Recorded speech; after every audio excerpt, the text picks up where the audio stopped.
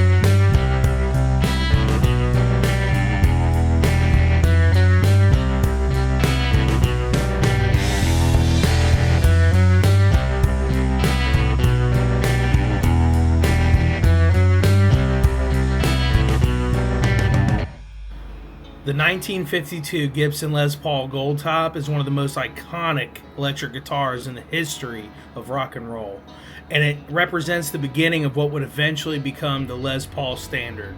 A guitar that has influenced countless musicians, has shaped the sound of popular music for decades. With its distinct golden finish and pioneering design features, the 52 Gold Top holds a special place for vintage guitar collectors and players alike. In this video, we'll break down the unique features of the 1952 Gibson Les Paul Gold Top, exploring what makes it such a historically significant and sought-after instrument.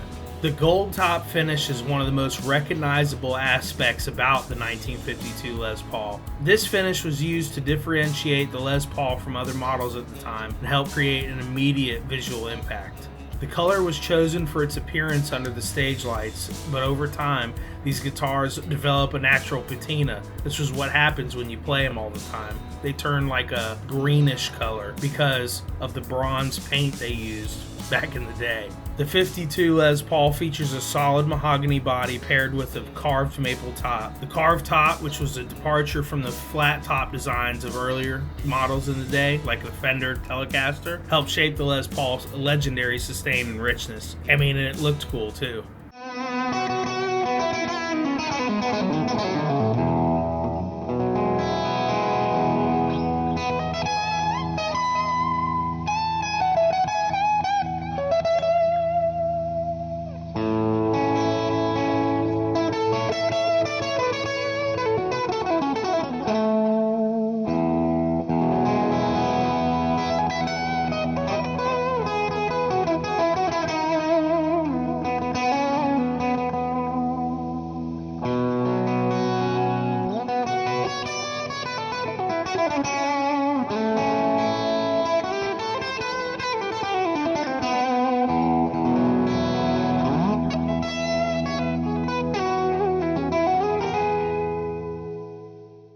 The 52 Les Paul uses a one-piece mahogany neck with a long neck tenon, a significant feature of early Les Pauls. This construction gives the instrument its signature sustain and resonance. The neck features a chunky baseball bat profile, often referred as the 50s profile, which can feel larger compared to modern necks. For many players, this thicker neck provides a serious solid and substantial feel with greater control. The fingerboard is made out of Brazilian rosewood with 22 low-profile frets, offering a smooth playing surface with great response. One of the most significant features of the 52 Les Paul is the P90 pickups. These pickups are known for their high output and punchy mid-range and a bit of growl when pushed. And they're definitely fatter than single coils, but not as fat as humbuckers. The P90s on the 52 Gold Top have a distinct tone, warmer and less shrill than later single coil pickups. One of the main characteristics of this guitar that you recognize as of 1952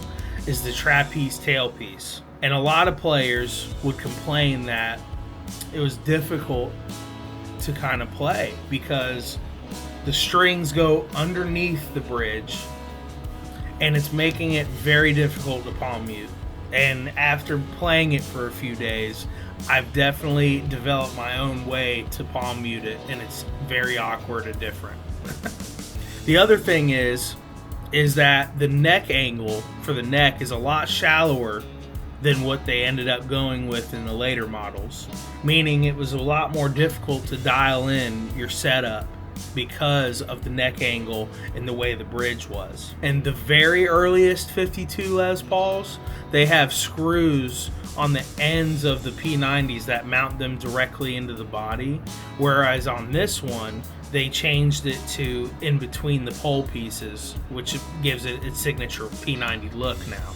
One of the ways you can tell this is one of the earliest Les Pauls is because it's all gold. You have the very first ones, which have those screws, but some of those are natural backs. They experimented with doing all gold, which was very rare at the time. There's not a lot of those left out in the world. And to have one here in the studio is an absolute treat, and I hope you guys are enjoying it with me.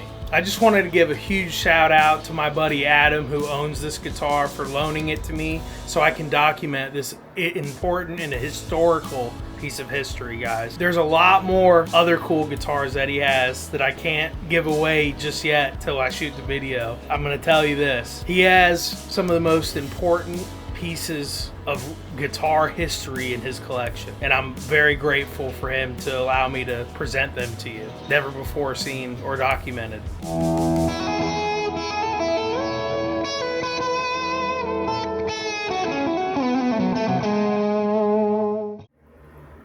All right, let's get a little closer look at the 52 Gold Top here. And as you can see, there's plenty of checking on the finish, which is normal stuff to happen on a old nitrocellulose finished guitar. They all do it. Look at that tailpiece. Very primitive. See how the strings go underneath? That's what I was talking about earlier. Very difficult to palm mute with that. And look at those tiny frets. Those are original. A lot of guys would have a hard time playing this thing. I know I did. Beautiful fretboard. Absolutely stunning. Let's go ahead and flip it over and take a look inside at the electronics. I just kind of want to show the back plate here. There is a crack in one of the screws in the plate already right here. So just wanted to document that before I took it apart. This is what you want to see, guys. This is amazing. It's preserved pretty well. It looks like one of these caps was changed, as back in the day they used paper and oil caps, which one of them is still in there, but they dry out and leak over time, so that's probably why that was replaced. Those pots are all original, man. Those are Centralab pots, and they are corroded, but I mean that's what happens when the guitar is this old. But it's beautiful to see a lot of the original components still in here after all this time. As you can see, they're using the braided metal braided wiring, which is cool. You know, this is a 50 spec. Beautiful. It's kind of hard to get in there and see what this is without taking it fully apart. But that switch looks to be original as well. As you can see, it's gold all the way through there, so you know that this was never really refinished. And these tuners are in really good shape for how old the guitar is. You can kind of see on the high E tuner that they're starting to turn orange, which is a typical thing. The plastics gas off and shrink over time, but these seem to have held up really well. Yeah, you can see some of the natural wear that occurs over time with these, exposing the amazing mahogany underneath. See how dark it is? It's a really dark mahogany. And this is what I was talking about earlier in the video, where the gold turns green. Trying to get the best I can of it, but there it is, starting to turn green a little bit at the neck heel. And so far this year has been absolutely incredible.